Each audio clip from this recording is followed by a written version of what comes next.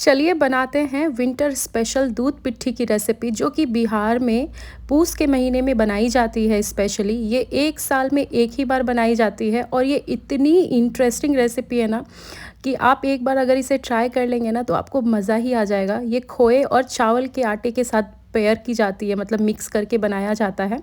और ये आपको रसमलाई जैसा कुछ कुछ लगेगा, इवन उससे भी ज़्यादा आपको अच्छा लगेगा। तो चलिए ये मज़ेदार रेसिपी को शुरू करते हैं। सबसे पहले एक पैन ले लीजिए, उसमें ऐड करेंगे 1 टेबल स्पून जितना घी, या आप थोड़ा भी कम ले सकते हैं। अब इसमें हम ऐड कर लेंगे हाफ़ कप के जितना डेसिकेटेड कोकोनट। मैं जितना मेज़रमेंट ले रही हूँ उस हिसाब से ही आपको बताऊँगी। तो यहाँ पे मैंने हाफ़ कप लिया है कोकोनट, मतलब डेसिकेटेड है ये।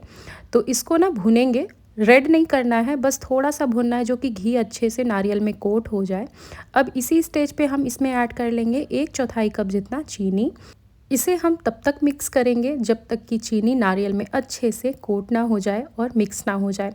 उसके लिए हमें क्या करना है कि यहाँ पे हम ऐड कर लेंगे चीनी में थोड़ा सा पानी, मतलब जिस कप से आपने चीनी लिया होगा उससे हाफ़ आपको पानी ले लेना है, जो कि नारियल भी अच्छे से अब्जॉर्ब हो जाएगा और चीनी भी अच्छे से घुल जाएगी। अभी इसी स्टेज पे मैं ऐड करने वाली हूँ इसमें खोया। खोया यहाँ पे आप ज़्यादा कम दोनों मतलब ले सकते हैं, आपके ऊपर है। अगर आप यहाँ पे ज़्यादा खोया का इस्तेमाल करना चाहते हैं तो आप ज़्यादा ले लीजिएगा, लेकिन इस मेज़रमेंट से बनाएंगे ना तो परफेक्ट टेक्सचर आता है। तो यहाँ पे मैंने जो खोया लिया है 150 ग्राम के जितना खोया है, और इसे अच्छे से हम भूनेंगे। मतलब ज़्यादा नहीं भूनना है, तब तक भूनेंगे जब तक कि चीनी, नारियल और खोया आपस में एकदम अच्छे से मिक्स ना हो जाए। अब यहाँ पे इसे मिक्स करने में आपको लगभग 2 से 3 मिनट ही लगेंगे, ज़्यादा समय नहीं लगेगा। अब यहाँ पे आपको ध्यान रखना है कि फ्लेम एकदम स्लो रहना चाहिए, और जब इस टेक्सचर में खोया आ जाए तब आपको गैस का फ्लेम ऑफ कर लेना है। और यहाँ पे अब हम ऐड करेंगे इसका फ्लेवर और ज़्यादा बढ़ाने के लिए इलायची का पाउडर। और यहाँ पे मैं ऐड करने वाली हूँ इसमें मिल्क पाउडर भी, जो कि इसका रिचनेस और भी ज़्यादा अच्छे से आएगा। और मिल्क पाउडर ऐड करने से क्या होगा ना, ये थोड़ा मतलब खोया जो हमने मिक्सचर बनाया है वो थोड़ा ड्राई हो जाएगा और वो बाइंडिंग फॉर्म में आ पाएगा ठंडा होने के बाद। तो इसे अच्छे से आप मिक्स कर लीजिए मिल्क पाउडर के साथ में मिलाते हुए। और यहाँ पे मतलब एकदम गैस का फ्लेम ऑफ ही रखिएगा, एकदम ऑन करने की ज़रूरत नहीं है वापस से। अब इसमें मैं ऐड करूँगी थोड़ा सा कलर इन्हांस, मतलब दिखने में अच्छा लगे, ब्राइट लगे, तो थोड़ा सा मैं यहाँ पे येलो कलर यूज़ कर रही हूँ। कलर वैसे कम्प्लीटली ऑप्शनल है, आप चाहें तो इस्तेमाल करें या नहीं तो इसे स्किप कर सकते हैं। अब इस तरह का जब आपका खोया हो जाए ना तो आपको इसे क्या करना है, एक प्लेट में निकाल लेना है। और इसे थोड़ी देर आपको फ़ैन के नीचे रखना है, या नहीं तो थोड़ी देर ऐसे भी छोड़ सकते हैं, क्योंकि अभी जैसे ठंड का मौसम चल रहा है ना तो ये अपने आप सेट हो जाता है। वैसे नागपुर में कुछ खास ठंड है नहीं, आपको मेरी ड्रेसिंग से भी समझ में आ रहा होगा, लेकिन और सारी जगहों पे ठंड बहुत पड़ रही होगी, तो आप इसे रूम टेम्परेचर पे ही रखिएगा। अब यहाँ पे एक पैन में मैं ले रही हूँ 1.5 कप जितना पानी, सॉरी 1 कप जितना पानी। हाफ़ कप का मेज़रमेंट है इसलिए मैंने 2 बार डाला है, कंफ्यूज बिल्कुल नहीं होना है आपको। और साथ में ऐड कर लेंगे यहाँ पे 1.5 कप जितना चावल का आटा। फुल कप से ही यहाँ पे मैंने लिया है आटा, तो मतलब 1 कप पानी में 1.5 कप आपको चावल का आटा ऐड करना है। और इसे अच्छे से घोटना है। इसे हमारे तरफ घोटना बोलते हैं, मतलब कि लकड़ी के, मतलब कोई भी स्पून से या फिर लैडल से इसे घोटा जाता है। दरअसल ये हमारे तरफ घोटा जाता है दाल घटनी से, जिसे कि दाल घोटा जाता है ना, उसी से घोटा जाता है। तो अपना अपना एक अलग मतलब होता है जो हमारे साइड बनाया जाता है। ये स्पेशली तब बनता था, मतलब जैसा हमारे घरों में स्टोरी चलते आया है, जब मतलब मेहमान आते थे ना तो विंटर में ये स्पेशली बना के उन्हें सर्व किया जाता था। और ये बहुत ही ज़्यादा मतलब सुप्रीम आप कह सकते हो, बहुत ही मतलब लजीज बन के तैयार होता है। और ये बहुत हाई लेवल की मिठाई हमारे तरफ मानी जाती है, स्वीट डिश मानी जाती है। तो इसीलिए मैंने सोचा कि आज आपके साथ भी इसकी रेसिपी शेयर करूं। अब इस आटे में हम क्या करेंगे ना, थोड़ा सा इसका चिकनाहट बढ़ाने के लिए ऐड कर लेंगे देसी घी। इससे क्या होगा कि एक तो टेस्ट भी अच्छा होगा, चावल के आटे में एक टेस्ट इन्हांस हो जाएगा, और चावल के आटे में ना एक बाइंडिंग भी अच्छी आएगी और सॉफ्टनेस भी अच्छा रहेगा। मतलब आप लंबे समय तक दूध पिट्ठी से मतलब इसमें जब बनाएंगे ना तो वो ख़राब नहीं होगा, मतलब हार्ड नहीं होगा। तो यहाँ पे अच्छे से मैंने इसे गूंद लिया है। लगभग 2 से 3 मिनट आपको इसको अच्छे से गूंदने के बाद इसको थोड़ी देर रेस्ट करने देना है।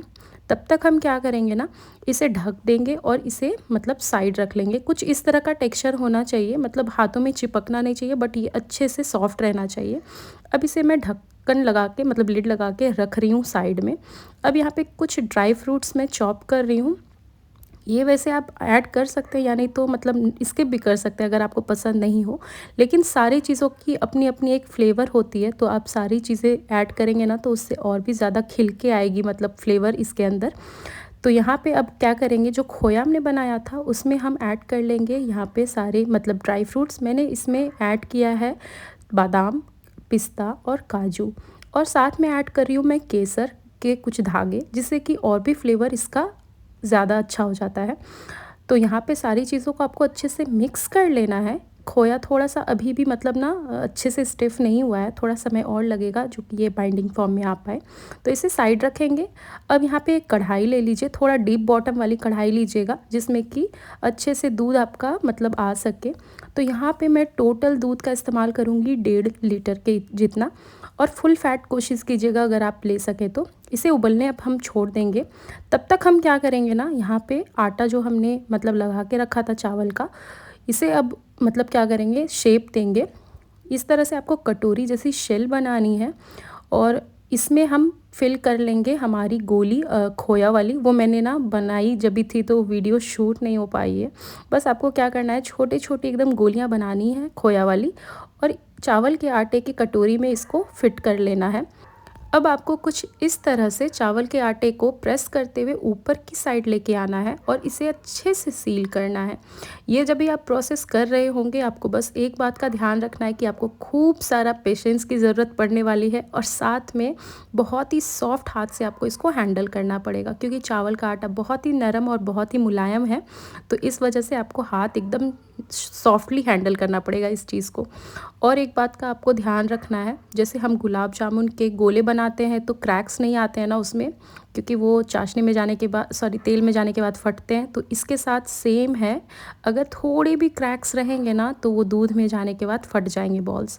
तो इस बात का बहुत ही ज़्यादा ख्याल रखिएगा कि बिल्कुल भी क्रैक्स नहीं रहे, एकदम चिकना बन के तैयार हो, एकदम स्मूथ हो रहना चाहिए, एकदम ऊपर की जो सतह होनी चाहिए एकदम अच्छे से। इसको गोले को अच्छे से आपको राउंड राउंड करना है हथेलियों के बीच में, और ये जब एकदम बिना क्रैक्स वाले रेडी हो तब जाके आपका ये एकदम परफेक्ट बन के तैयार होगा। एक दो फटे थे मेरे वैसे, मैं बता दूं आपको।